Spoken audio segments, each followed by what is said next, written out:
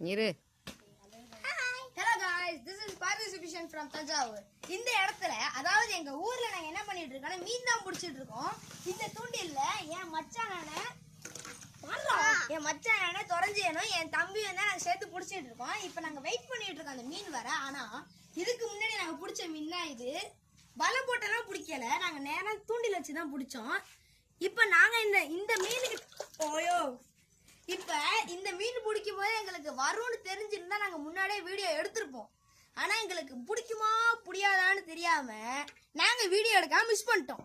செம்ம ஜாலியா இருந்துச்சு தெரியுமா எனக்கு மீனை பிடிக்கும் போது. இப்ப அடுத்த தடவை இப்ப ட்ரை பண்ணிட்டு இருக்கோம். மீன் வருதா வரலையான்னு தெரியல.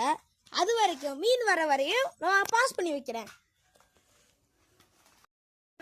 ஆனா இப்ப மீன் மாட்டல, நம்மளுக்கு கிடைச்சி நம்மளுடைய லக்குதான் அந்த ஒரு மீன் தான். இப்ப அந்த மீனை வச்சு நாங்க என்ன பண்ண போறோம்னு தெரியல. ஆனா இதுல ஒரு ட்விஸ்ட் என்ன நடந்ததுன்னா, நாங்க 2 புழு மாட்டி வச்சிருந்தோம். உள்ள போயிட்டு இவ்வளவு நேரம் ஆடவே இல்லை. இவன் என்னோட மச்சான் என்னால சும்மா எடுத்து பாக்குறேன்னு பார்த்தா புழுவே இல்லை. எல்லாம் இந்த சின்ன மீனுங்க தின்றுச்சு. ஆனா இந்த தடவை லக்கு கொடுக்கல ஃப்ரெண்ட்ஸ். ஆனா முதல் கிடைச்ச லக்கு நான் பிடிச்ச மீன். இதான் என்னுடைய வெற்றி. இப்போதைக்கு உங்களிடம் விடைபெறுவது உங்களது பரதிசபீசன். அதுக்கப்புறம் ஒன்று சொல்ல மறந்துட்டேன். இப்போ இந்த மீனை அப்படியே எடுத்து உள்ள விட போறேன்.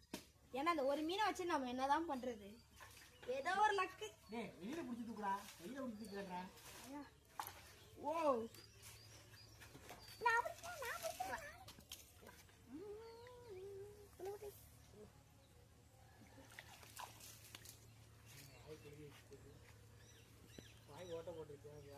ஓகே ஃப்ரெண்ட்ஸ், அடுத்த தடவை நம்ம மீன் பிடிக்காத இருந்தா அடுத்த வீடியோ போடுறேன். ஆனா இந்த தடவை ஒரு மீன் தான் மாட்டுச்சு, அதே உங்கள்ட்ட காமிக்க முடியல. பாய்.